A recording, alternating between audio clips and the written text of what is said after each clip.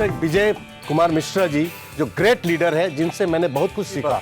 जब तक जान है तब तक लड़ते रहें कामयाबी के लिए। जिन्होंने अपनी जिंदगी में कभी गिव अप नहीं किया, वही लोगों ने अपनी कामयाबी की बुलंदियों को छुआ है। आज की ट्रेनिंग से हमने सीखा कि हार और जीत तो मन की बात है, मान लो तो हार है और ठान लो तो जीत है। लाइफ में कुछ भी असंभव नहीं है, लेकिन हमारे पास एक ड्रीम होना चाहिए और वेस्टेज एक ऐसा प्लेटफॉर्म है जो हमें बड़े ड्रीम देखना और उन्हें पूरा करने की हिम्मत और ताकत देता है। अगर हम एक बड़ा सपना लेके वेस्टेज में कंटिन्यूसली एफर्ट करते रहे तो निश्चित 100% एक दिन में नहीं बट एक दिन हमें सफलता जरूर मिलेगी। अगर आपके ज़िंदगी में सपने हैं तो ये बिजनेस ज़रूर आपके लिए काम करेगा। सिर्फ ज़रूरत इस बात की है कि आप सतत रूप से इस काम में लगे रहिए और अपने ड्रीम्स को फॉलो कीजिए। Today, I heard my father speaks about never give up and always being consistent. Being consistent in life helps us to reach our success. I will follow his footprints till I reach my success.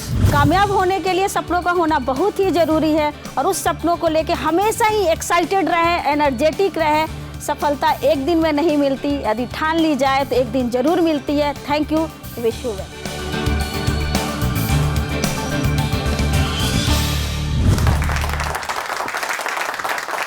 Good morning friends. Good morning. मैं Vijay Kumar Mishra Vestige leadership series के इस episode में आप सबका स्वागत करता हूं। दोस्तों, सफलता हर कोई चाहता है। सफल होने का मतलब ये नहीं होता कि उस सफल व्यक्ति ने कभी कोई दिक्कतें नहीं देखी। ऐसा बहुत सारे लोग सोचते हैं ये जो व्यक्ति सफल हैं वही ऐसा कर सकते हैं। दोस्तों, सफल व्यक्ति में एक खास बात होती है कि वो कभी कोशिश करना नहीं छोड़ते, और जब भी कोई कोशिश करना छोड़ देते हैं तो वो सफल नहीं हो पाते। आज हमारे पास ढेरों ऐसे उदाहरण हैं। दोस्तों, कुछ लोगों की चाहत होती है कि मुझे अगर इतना पैसा आ जाए तो मैं सफल हो जाऊंगा। कुछ लोग नाम के लिए सफलता में नाम ढूंढते हैं कि उनको फेम मिले, लोग उनके नाम से पूरी दुनिया जाने। और इसी तरह बहुत से ऐसे भी लोग हैं जिनकी सफलता का पैमाना बहुत छोटा होता है। धरती पे जितने भी लोग आते हैं सभी में सही और समान कैपेबिलिटीज़ होती हैं। ज़रूरत होती है कि हम उसको कितना निखारते हैं। दोस्तों, जितने भी नाम आप याद कर सकते हैं सफल लोगों के, उनकी जीवनी को अगर आप पढ़ें तो आप देखेंगे उन्होंने भी बहुत सारी दिक्कतें देखी हैं। जो पहला नाम मुझे ध्यान आता है थॉमस एडिसन का। दोस्तों, आप सभी जानते हैं कि उन्होंने बल्ब का आविष्कार किया था, लेकिन बहुत कम लोग शायद जानते हैं कि उन्होंने उस बल्ब का जब आविष्कार किया उसके पीछे 10,000 से ज़्यादा बार वो असफल हुए। बल्ब के आविष्कार करने की सफलता मिलने के बाद भी उन्होंने जब अपने काम को आगे बढ़ाया, जब वो 67 साल के थे, उनकी बड़ी फैक्ट्री के अंदर आग लग गई। वो अपना सारा कुछ जलता हुआ देख रहे थे। एक व्यक्ति ने कहा अब तो सारा खत्म है। उन्होंने कहा सारा नहीं, मेरी असफलता की कहानी अब खत्म है, यहाँ के बाद एक नई शुरुआत होगी। वो जज्बा जो उनके अंदर था, और 67 इयर्स की एज में उन्होंने फोनोग्राफ का इन्वेंशन किया। दोस्तों, जितने भी लोग अपने सफलता की ऊंचाइयों पे जाते हैं वो लगातार कोशिश करने के बावजूद पहुंचते हैं, जहां पर लोगों ने इनहेरिट करने के बाद उसको और कई गुना बढ़ा करके बड़े फ्रेम पे उन्होंने उसको पहुंचाया है। जैसे मुकेश अंबानी को 1,05,000 करोड़ मार्केट कैप का इनहेरिटेंस मिला।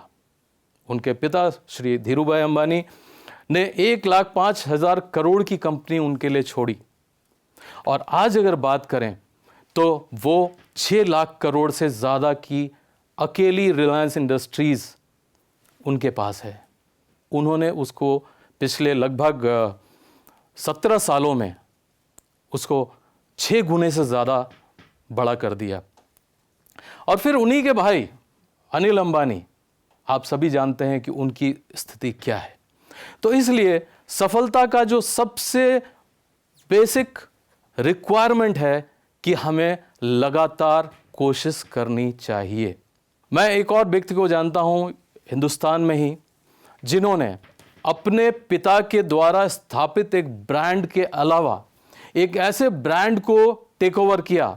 मैं बात कर रहा हूं रॉयल एनफील्ड मोटरसाइकिल की। मुझे अच्छी तरह याद है कि पहले, आज से करीब 20-25 साल पहले, रॉयल एनफील्ड आप उनके पास देखते जो नई मोटरसाइकिल नहीं खरीद पाते थे, लेकिन पावरफुल मोटरसाइकिल चाहते थे, और वो ज़्यादातर लोग सेकेंड हैंड ही खरीदते थे, डिस्पोजल में मिला करती थी। उसका एवरेज कम था, दाहिनी तरफ उसका गियर बॉक्स था, बहुत सारी उसमें कमियां लोगों को नज़र आती थी।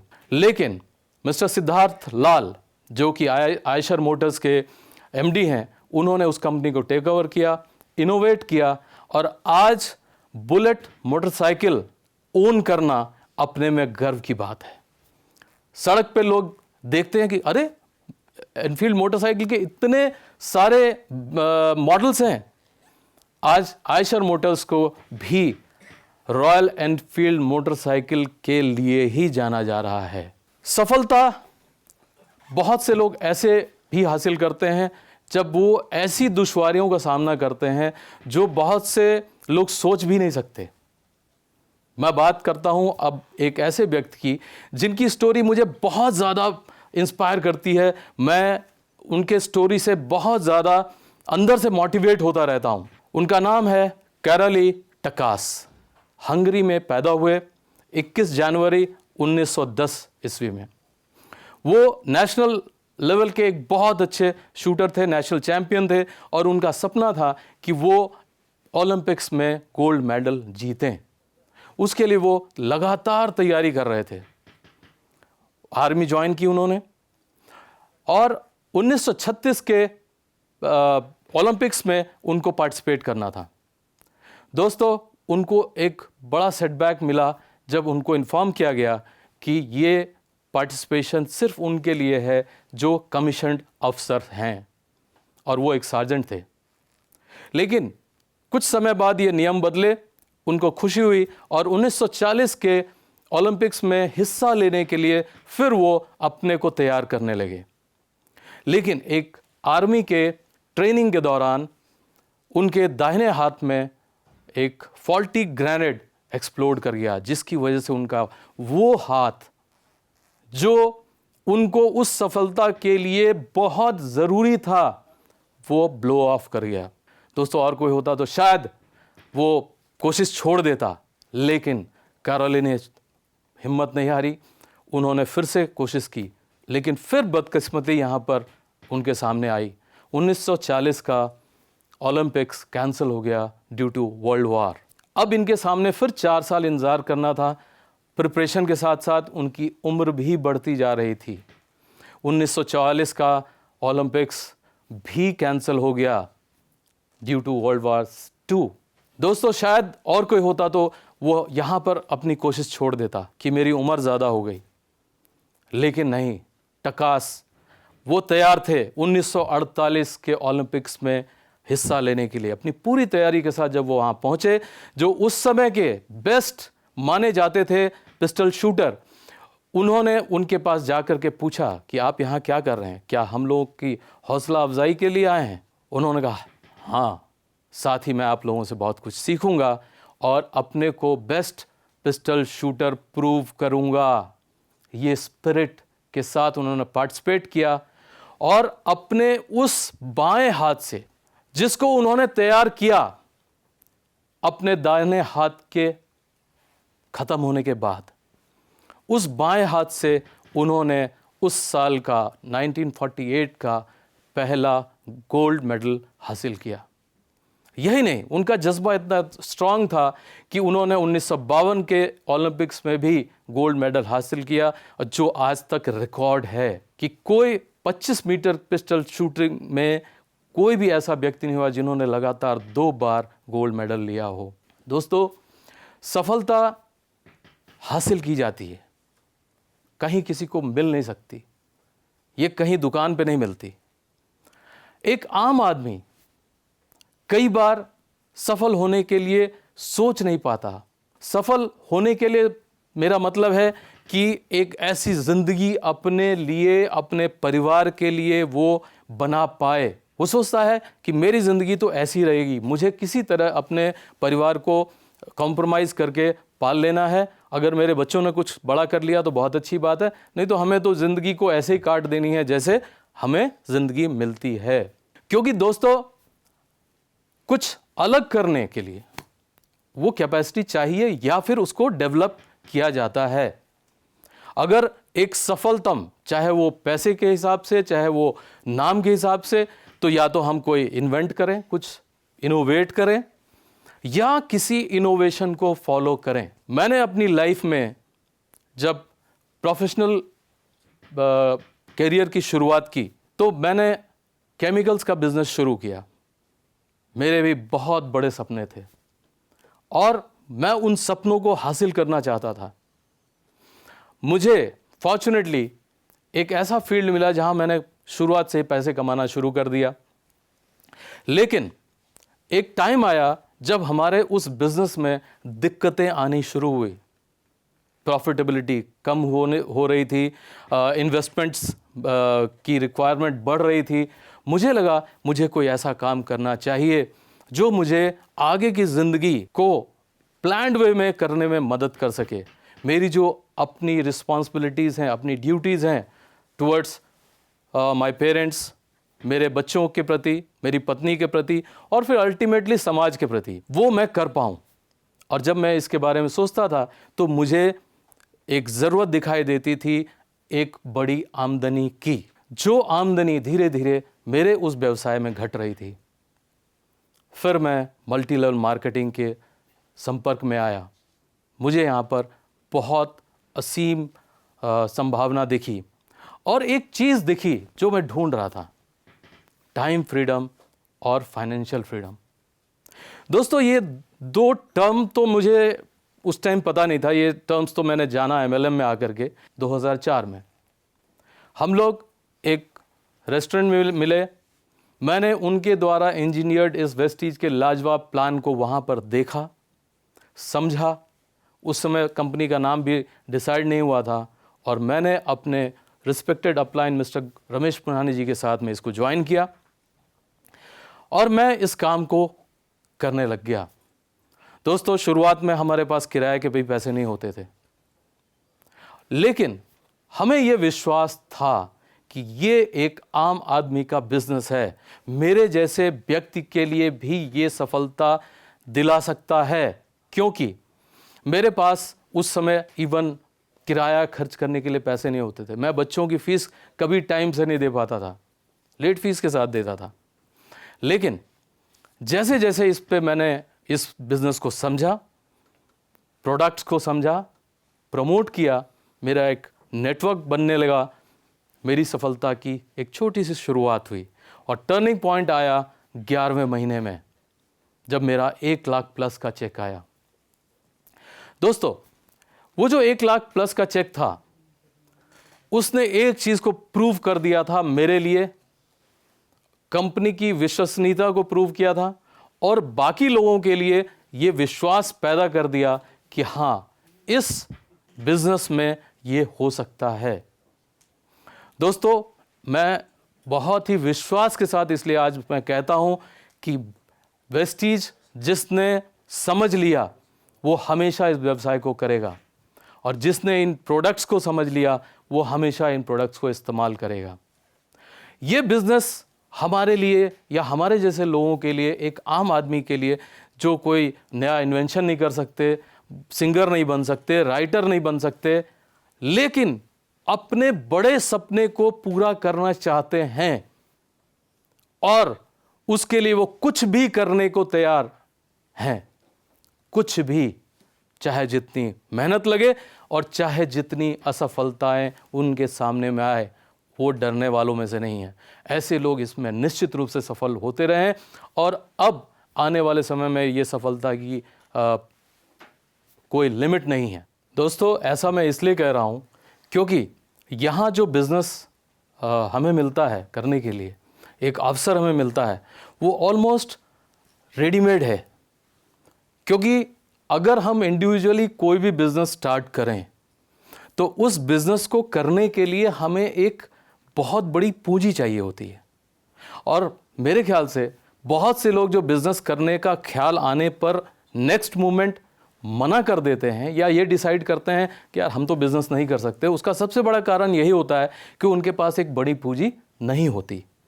दूसरी बात कि अगर पूंजी है भी तो आज के टाइम में, आज के इस कंपटीशन वाले टाइम में कौन सा बिजनेस करें, किस बिजनेस में हमें रिस्क कम से कम हो, क्योंकि रिस्क तो इन्वॉल्व तभी हो जाता है जब आपने पैसे को लगा दिया बिजनेस करने के लिए, और उस रिस्क को कवर करने के लिए हमें ज़्यादा से ज़्यादा टाइम इन्वेस्ट करना होता है।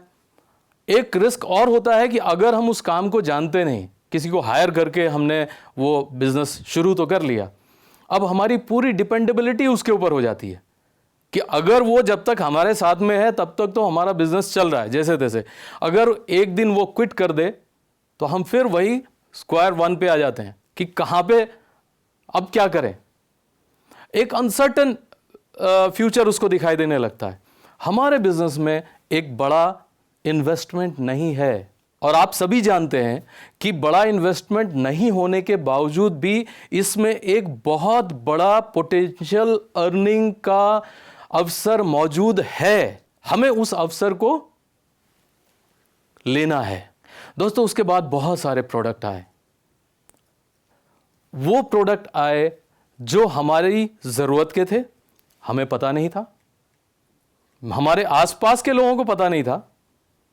वो प्रोडक्ट आए जो हमें पता था, हम किसी न किसी कंपनी के प्रोडक्ट को इस्तेमाल भी कर रहे थे उस तरह के, लेकिन हमारे वेस्टीज के अंदर में जब वो प्रोडक्ट आया तो कुछ नए इनोवेशन के साथ आया। हम जब पहुंचे लोगों के पास तो लोगों ने उसको एक्सेप्ट किया। कुछ ऐसे प्रोडक्ट आए जिनको कुछ दिन कंपनी ने देखा और उसको विड्रॉ कर लिया। मतलब इन सारे ऑपरेशनल डिसीजंस को लेने के लिए हमें अपना दिमाग तो इस्तेमाल करने की जरूरत ही नहीं पड़ी कभी, और मेरे लिए बिजनेस बहुत आसान होता चला गया क्योंकि मुझे इस बिजनेस में सिर्फ एक पार्ट करना था, वो था कंजम्पशन। आज पूरी दुनिया कंजम्पशन थीम की बात करती है। वेस्टीज 2004 से ही इस पे काम कर रही है और आगे बढ़ती जा रही है। मेरे साथ में जितने भी लोग थे उन लोगों ने इसको सीखा और वो आगे बढ़ते जा रहे हैं, नए लोगों को ला रहे हैं।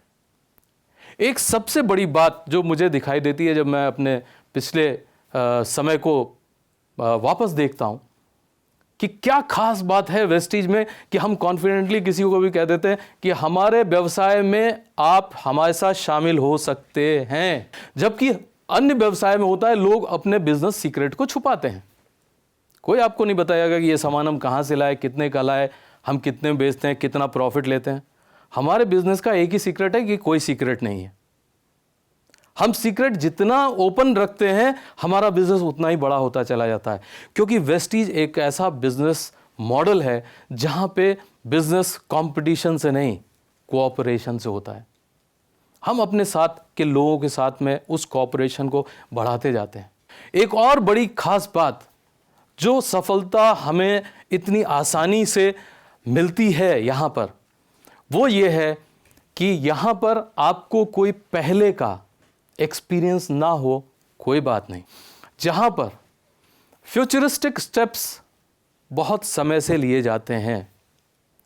दोस्तों, मुझे ये कहते हुए बहुत गर्व होता है कि हम लोगों ने जिस समय इस काम को शुरू किया तो हमें प्रोडक्ट को बताने के लिए टूल्स नहीं थे। प्रोडक्ट था, उसकी क्वालिटी थी, उसकी एफिकेसी थी और उसकी प्राइसिंग थी। हम कई बार ऐसे लोगों से मिले जिन्होंने उस प्राइस को देख करके हमसे कहा कि शायद इतना सस्ता है तो पता नहीं ये काम करेगा कि नहीं, और हम कभी भी बहस नहीं करते थे उनसे। हम कहते थे सर इस्तेमाल करिए और फिर बताइए, और वो अपने आप में प्रूव हो जाता था।